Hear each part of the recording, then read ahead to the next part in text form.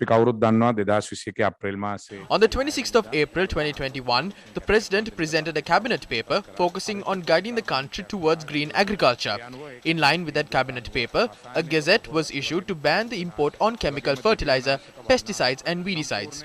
It has been nearly 7 months since this decision was made. As a people-friendly government, yesterday we decided to remove the gazette issued on the 26th of April.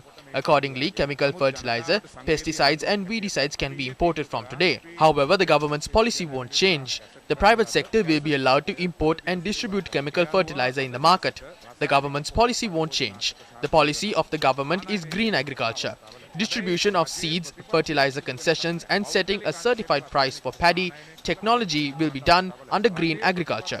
Therefore, the government will do everything possible to provide concessions to ensure green agriculture. Chemical fertilizer will be available in the market.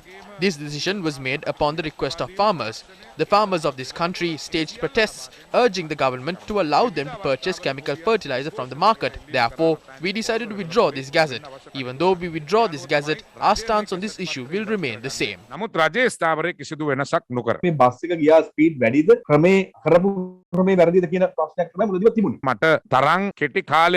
No one has attacked me like this in a short period before. They wouldn't have burned effigies of Velu Pillai, Prakaran or Rani Vikramasinghe just like they have done to mine. But they set fire to effigies of mine and beat them up. But I stood by this decision because the policy decision was good. We couldn't implement this properly. Some entities in the government didn't support this either. I have to make that accusation on the government. There were different views on this within the government. We couldn't reach a consensus within the government. As farmers have taken to the streets demanding chemical fertilizer, we have taken steps to make it available in the market, as we are a government that is sensitive to the worries of farmers. But the government hasn't changed its policy. We have provided kits to test the soil quality. Therefore, we will have to see whether farmers who will use chemical fertilizer have to compensate for using organic fertilizer. We will make a decision on this today. Opposition leader Sajith Premadasa has told farmers of Valsapagala in Hambantota that the government is cutting off fertilizer subsidies promised to them.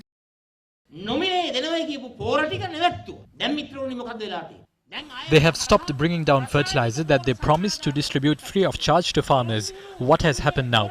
The government has approved the import of chemical fertilizer, but they are refusing to give it to the farmers.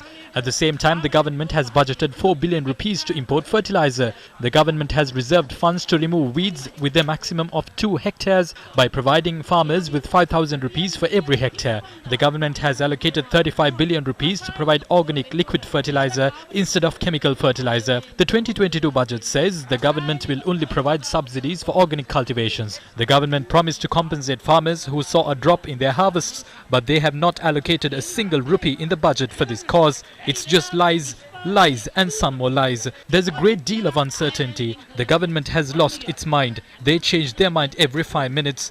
All they do is deceive the public. මේ ආණ්ඩුවට පිස්සු වැටිලා තියෙන්නේ. දැන් කියන කතාව නෙමෙයි ඊළඟට කියන්නේ. හැම වෙලාවෙම හදන්නේ ජනතාව ඇඳවීම. Former President Maithripala Sirisena made the following comments at the Sri Lanka Freedom Party headquarters today. As a policy, they may be right, but they planned it all wrong. I supplied organic fertilizer for 17.5 years. I did so while I was president and while I was the chief minister. We must first conduct model programs, then we must develop organic cultivation step by step.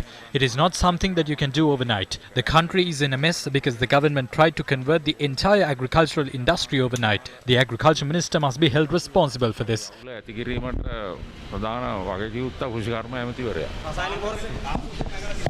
දැන් ඉතින් ලොකු අවුලක් වෙලා ඉවරයි. ඒ අවුල හදාගන්න කොහොම කාලයක් ඇයි. ඒක පහසු දෙයක් නෙවෙයි. ගොවි ජනතාවට සහන දීම තමයි කළ යුතු ප්‍රධානම දේ. දැන් ගොවි ජනතාවට සහනත් නැහැ, අසහනයයි, ආර්ථික අමාරුවයි, ගොවින්ට ඔක්කොම වහබොන්න වෙලා තියෙනවා. Representatives of several other parties aligned with the government spoke on the agrochemical crisis. A group including Dr. Padania must be culpable for the fertilizer crisis. The process is good, but there are around 650,000 farmers in the country. They cultivate many acres of fields. We clearly mentioned that organic fertilizer is insufficient for that. Obtaining fertilizer cannot be done in a hurry either. Attempting to do so has given rise to scams and irregularities. The country is in dire straits. If certain entities are engaging in scams during such a situation, they should be cursed.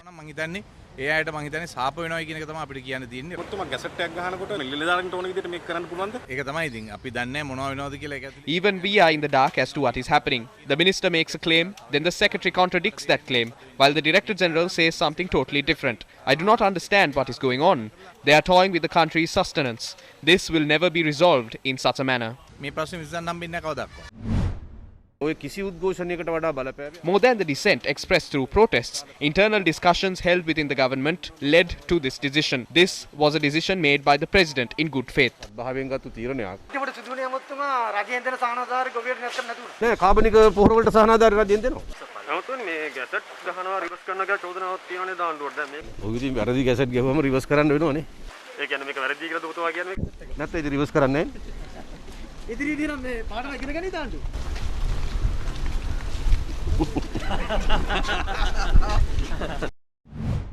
These were the views expressed at a media briefing of the Samagi Janabalawegaya today.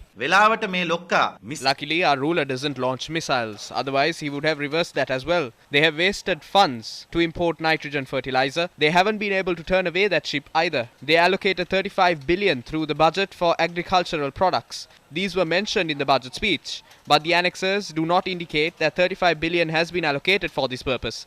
They have to admit that they have cut down on fertilizer subsidies. This is reflected in their decision to allow the private sector to import these products. They are reversing gazettes every hour. Officials who publish gazettes were removed from their positions. Chairmen were chased from meetings.